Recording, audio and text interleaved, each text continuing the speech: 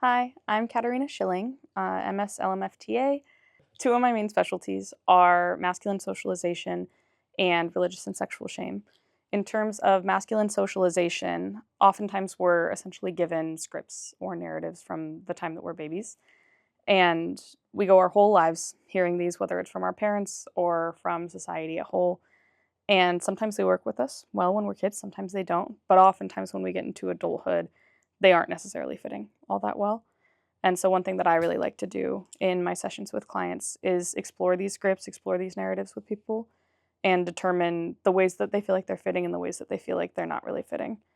And the reason I really like to specialize on masculine socialization is because I feel like with men in particular, these messages aren't really talked about all that much. And so I like to be really intentional about bringing in some of these conversations, allowing them, welcoming them, and really just taking the time to dive into these with a little bit more detail, a little bit more of like a fine tooth comb, and determining what feels like it fits well and what feels like it doesn't. In terms of religious and sexual shame, it's a lot of the same kind of thing. Depending on the community we grow up in, oftentimes we hear some of these messages.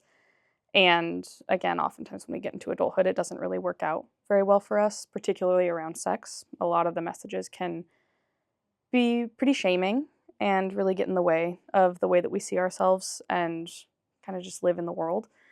And so being able to take the time to explore these narratives, I think, can be really helpful.